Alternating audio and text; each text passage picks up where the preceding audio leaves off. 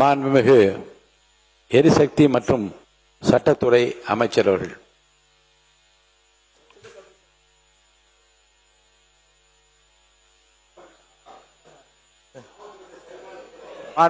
அமைச்சர் அவர்களே, கோயம்புத்தூர் மாவட்டம் மலுமிச்சம்பட்டியில் அமைந்துள்ள தனியார் கல்லூரி மாணவர் அமுதன் கொலை சம்பந்தப்பட்ட விஷயத்தில் கடந்த 10/8/2026 அன்று கோயம்புத்தூர் மலுமிச்சம்பட்டியில் உள்ள தனியார் கல்லூரியில் 3ஆம் ஆண்டு பயின்று வரும் 19 வயதுடைய மாணவர் அமுதன் அதே கல்லூரியில் பயிலும் சக மாணவர்களால் தாக்கப்பட்டு உயிரிழந்த சம்பவம் தொடர்பாக காவல்துறையின் முதற்கட்ட விசாரணையில் 9/8/2026 அன்று இரவு 8 மணி அளவில் 2ஆம் ஆண்டு பயிலும் அமுதனின் நண்பர்களும் 4ஆம் ஆண்டு பயிலும் சில மாணவர்களுடன் இடையே ஏற்பட்ட தகராறு காரணமாக 4ஆம் ஆண்டு பயிலும் மாணவர்கள் 2ஆம் ஆண்டு பயிலும் மாணவர்கள் மீது முதலில் தாக்குதல் நடத்தியதாக தெரிய வருகிறது.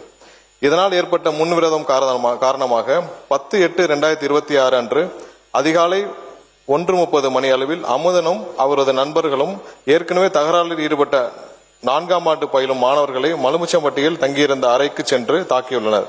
இதனைத் தொடர்ந்து ஒத்தைக்கால் மண்டபம் பூங்கா நகரில் உள்ள மற்றொரு அறைக்கு சென்று அதிகாலை 5 மணி அளவில் அங்கிருந்த மாணவர்களை தாக்கிவிட்டு கைபேசிகளை எடுத்துக்கொண்டு கார் மற்றும் இருசக்கர வாகனங்கள் தப்பிச் சென்றுள்ளனர். காயமடைந்த மாணவர்கள் தனியார் மருத்துவமனையில் சிகிச்சை பெற்றுள்ளனர். மாண்புமிகு பேரவைத் தலைவர் அவர்களே, மேற்கண்ட தாக்குதலுக்குள்ளான மாணவர்கள் அமுதனையும் அவரது நண்பர்களையும் 10/8/2026 அன்று காலை 8:30 மணி அளவில் வழிமறித்து தாக்கியுள்ளனர். இச்சம்பவத்தில் காயமடைந்த ஒருவர் அங்கிருந்து தப்பிச் சென்ற நிலையில் மேற்படி மாணவர்கள் அமுதனை தொடர்ந்து தாக்கிவிட்டு அவரை சுமார் 10:30 மணி அளவில் இருசக்கர வாகனத்தில் அழைத்துச் சென்று மலுமிச்சம்பட்டியில் உள்ள அமுதனின் நண்பரின் அறையில் விட்டு சென்றுள்ளனர். சுமார் மதியம் 3 மணி அளவில் அமுதன் மயக்க நிலையில் இருந்ததை கண்டு அவரை தனியார் மருத்துவமனையில் அனுமதிக்கப்பட்ட நிலையில் அவரை பரிசோதித்த மருத்துவர் அவர் ஏற்கனவே இறந்து விட்டதாகவும் தெரிவித்ததோடு காவல்துறைக்கு தகவல் தெரிவித்துள்ளார். அதனைத் தொடர்ந்து அன்றைய தினமே கோயம்புத்தூர் மாவட்டம் செட்டியபாளையம் காவல் நிலையத்தில் பல்வேறு சட்டப்பிரிவுகளின் கீழ் 2 வெவ்வேறு குற்றவியல் வழக்குகள் பதிவு செய்யப்பட்டுள்ளன. பின்னர் அமுதன் இறந்ததை தொடர்ந்து SC/ST அதாவது வன்கொடுமை தடுப்பு சட்ட பிரிவு இவ்வழக்கில் சேர்க்கப்பட்டுள்ளது.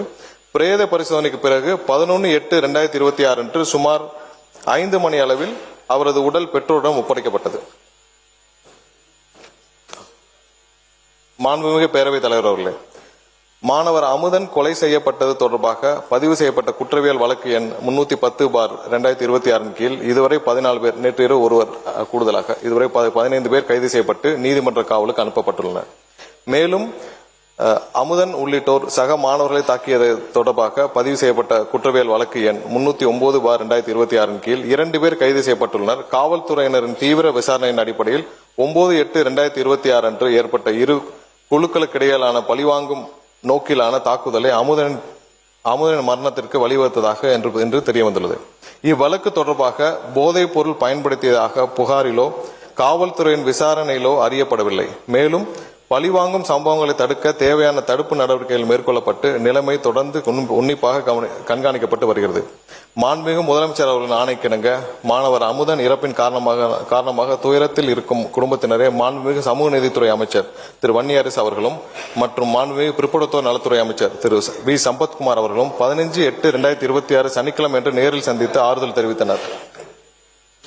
மேலும் வன்கொடுமை தடுப்பு சட்டத்தின் கீழ் பாதிக்கப்பட்ட குடும்பத்தினருக்கு முதற்கட்டமாக ரூபாய் 6 லட்சம் அவரது குடும்பத்தினருக்கு வழங்க ஆணையிடப்பட்டுள்ளது. மாண்புமிகு பேரவைத் தலைவர் அவர்களே, இந்த வழக்கை பொறுத்தவரை போதைப் பொருள் பயன்படுத்துவதை பார்த்து காவல்துறையிடம் புகார் அளித்தவர்களின் விவரங்களை காவல்துறையினர் சம்பந்தப்பட்ட நபர்களும் தெரிவித்ததாகவும் அதன் காரணமாக புகார் அளித்தவரை சரமாரியாக தாக்கப்பட்டு உயிரிழந்ததாகவும் எதிர்க்கட்சி உறுப்பினர்கள் தெரிவித்துள்ளபடி எந்த ஒரு சம்பவமும் இவ்வழக்கில் நடைபெறவில்லை என்பதை தெளிவுபடுத்த விரும்புகிறோம். மேலும் இவ்வழக்கு போதைப் பொருள் தொடர்பான வழக்கும் அல்ல, இது வேறு மாணவர் குழுக்களுக்கிடையே ஏற்பட்ட முன்னுரிதம் மற்றும் அதனை தொடர்ந்து மேற்கொள்ளப்பட்ட பழிவாங்கும் நோக்கிலான தாக்குதலின் காரணமாகவே இச்சம்பவம் நடைபெற்றுள்ளது. எனவே உண்மை நிலவரத்திற்கு மாறாக இவ்வழக்கை போதைப் பொருள் தொடர்பான சம்பவமாக சித்தரித்து வழக்கின் உண்மை தன்மையை திசை திருப்ப வேண்டாம் என்பதை இந்த நேரத்தில் தெரிவித்துக் கொள்ள கடமைப்பட்டுள்ளேன். மாணவர் அமுதன் கொலை செய்யப்பட்ட சம்பவத்தை பொறுத்தவரையில் உண்மையை மறைக்க வேண்டிய அவசியம் காவல்துறைக்கோ அரசுக்கோ இல்லை.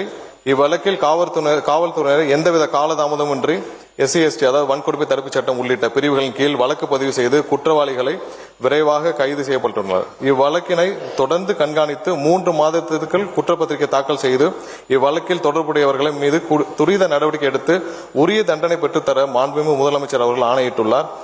நமது அரசு என்றென்றும் சட்டம் ஒழுங்கு பேணி காப்பதிலும் எந்தவித சமரசமும் இல்லாமல் துரித நடவடிக்கை எடுத்து வருகிறது. மேலும் பாதிக்கப்பட்ட குடும்பத்தினரும் துணை நிற்கும் என்பதை தெரிவித்துக் கொள்கிறோம். மாண்புமிகு பேரவைத் தலைவர் அவர்களே, பள்ளிகளிலும் கல்லூரிகளிலும் மாணவர்களுக்கிடையே குழுக்களாக நிலவும் கருத்து வேறுபாடு மற்றும் மன மாச்சரியங்களை கலைந்து ஒற்றுமை உருவாக்கிடும் வகையில் மாணவர்களை நல்வழிப்படுத்திடவும் ஒவ்வொரு பள்ளி மற்றும் கல்லூரிகளிலும் ஆசிரியர் ஒருவர் ஸ்டூடெண்ட் கவுன்சிலராக உள்ள முறையை மேம்படுத்தி வேற்றுமலை கலைந்திட நிலையான வழிகாட்டு நடைமுறைகளை பள்ளி கல்வி மற்றும் உயர்கல்வி துறைகளுக்கு வெளியிட வேண்டும் என்று தெரிவித்துக் கொள்கிறோம்.